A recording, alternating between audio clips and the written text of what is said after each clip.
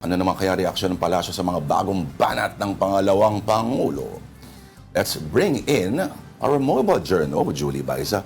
Julie, okay, doon tayo agad sa kontrabanat ni Palace Press Officer Auntie Claire Castro natin. May sinabi ba siya? Yes, Lord, patuloy pa nga rin na nagpapalitan ng maaanghang na salita sina Vice President Sara Duterte at Palace Press Officer Undersecretary Claire Castro. Sa press briefing, nilarawan ni Castro si VP Sara na nagpapakita daw ng katangian ng isang emotional vulture o buitre.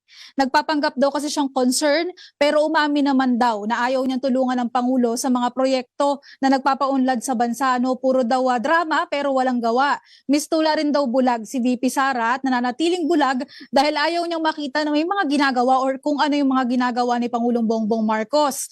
Binakbakan din ni Castro yung pagtawag sa kanya ng bise na nagdadala siya ng kahihiyan. Mas nakakahiya raw na yung isang vice presidente nagbanta laban sa Pangulo. Ipinakita pa niya yung screenshot ng isang news report tungkol dyan, na ilathala nga daw yan sa mga balita globally. Maging yung paggamit daw ng abogado para pagtakpan ang paglustay sa 15 million confidential fund. Ang payo ni Castro sa publiko, mag-isip-isip daw sila kung iyon daw ba yung leader ng bansa na gusto nila kagaya raw ba ni VP Sara. Sa paniniwala naman ng Vice Presidente na may mga impeachable offense na nagawa si Pangulong Bongbong Marcos, ang payo ni Castro, unahin muna niya yung kanyang sarili. Unahin muna daw ng bise yung kaso niya.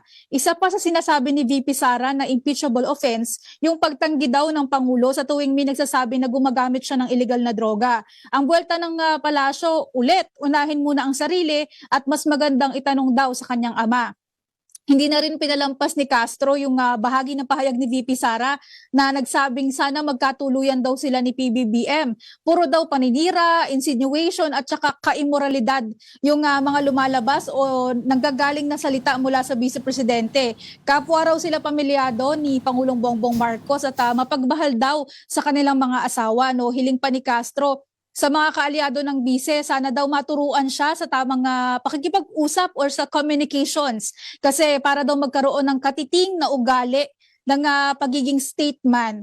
At lastly, may Valentine's message si Yusek Claire kay VP Sara. Sabi niya, spread love, not fake news at not immorality. Oo, kasi alam mo, ang mga Castro, they are known for their loyalty talaga. Tama ba, Jegs? Yes. So, si Auntie Claire yan. Tama. No. Okay. May sinabi ba siya tungkol sa hirit ni Ate Shawi? Ayun, oo. Sharon Cuneta. Oh, Julie, Yes, mainit naitanong yan. na nga rin kasi si Yusek Castro nandoon siya doon sa gala with the stars kagabi, nakikita niya yung reaksyon ng Pangulo. So yung una tinanong, sang-ayon ba yung palasyo doon sa sinabi ni Ate Shawi na wrong choice, no, Mr. President?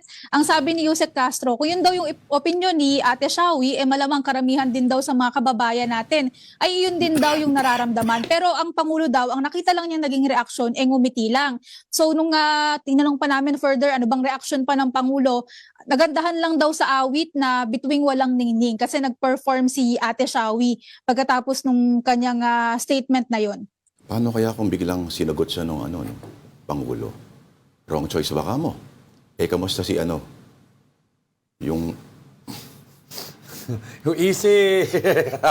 Oh. kayo lang ba nagkakamali? Labas po ako sa kahit na anong Lahat naman, komento. actually, Charot. di ba, Julie, lahat naman ng tao nagkakamali, Julie, Tama naman. Paano yung mga text message na napapadala? Ano sa segue? Di ba? Oo. Pwede bang itanong yan? Ang text messages between the President at si Adrian. Yusek Adrian. Yeah, Naitanong nga rin yan, ang sabi ni Yusek Claire, ginawa naman na daw ng Kamara yung kanilang mandato sumunod sa proseso. At dininay nila, itinanggi nila, kagaya ng nauna ng naging statement ng palasyo, ano daw yung ipinapahid na issue ng korupsyon sa Pangulo ngayon ay pinasisinungalingan nila. Yung mga paninira daw, hindi daw dapat magamit na armas para pahinain yung tiwala ng taong bayan sa kasalukuyan ng administrasyon. Natanong na nga rin kung hindi ba pagsasalitain ng Pangulo kasi mga dating appointees niya, yung ilan sa mga dawit nga or dinadawit dito sa sinasabing text message, hindi raw kasi mapipilit ng palasyo or ng administrasyon kung sino yung mga gusto o ayaw magsalita tungkol doon sa usapin. Ang sabi pa nila, hindi rin daw nila nakikita pa yung sinasabing communication, kaya hindi sila makakasagot din. Sakali man na matuloy nga yung sinasabing may affidavit itong si Yusek Adrian at kung sasagot ba ang palasyo. So paano nga daw magbibigay ng maayos na sagot or ng konkretong sagot kung hindi pa nila nakikita yung sinasabing text messages? Tama. Alam mo, may mahalaga akong geopolitical question kay Julie Baisa. Interesting. Ano yan? At kailangan ng expertise siya bilang long-time Malacanang correspondent. Ano So yan? tingin mo ba magde-date bukas ang Pangulo at ang First Lady? Tinanong namin ano yung Valentine's ganap. Ang sabi ni Jose Claire, ayaw niya ma-preempt kasi what if surprise daw for FL. So baka magde-date sila tomorrow. Pero si surprise daw, Julie eh. Parang wag Pero daw may event ang Pangulo, so kung magde-date sila, dinner siguro. Pero ang balita kasi, pero baka malaman mo later on, isusurprise daw niya, parang gustong bumawi ni Pangulo sa lahat ng stress daw na recently. Sa paanong paraan daw yung Oo nga. surprise? Ay, malay ko, ikaw ang nandyan. Ikaw magtanong. Oo, mahirap kasi kapag love life yung usapan eh. Oo. Parang hindi ako masyadong nakakarinig. Pero di ba, Hindi raw nakaka-relate kasi sa Hindi. Malacanang, wala silang oras dyan para sa usapin ng mga puso. Hindi, pero lagi sila kasi sweet. Minsan, nagpa-fast food pa Tama. yung first couple, di ba, Julie? At yung sa Minsan campaign, Actually, diba? nagde-date sila. May before Oh. nga parang may Wednesday Yes. date night sila. May mga ganun silang schedule. Kaso medyo matagal-tagal nang hindi na-upload yung mga ganun, yung mga date Oo. nights nila. At saka kasi nagkasakit rin ang Pangulo, so Yes, baka oo. na-limit din yung mga pwedeng kainin. So, ano siya, Naalala ko pa hinay-hinay nun. lang. Oh, ito na lang sa kanya. Candy. Lollipop, oo. Pero naalala ko nun, di ba, nung campaign, meron pa bongbong into my heart. Tapos nakaganon si Talaga? Hindi ko Oo. maalala yun. Oo.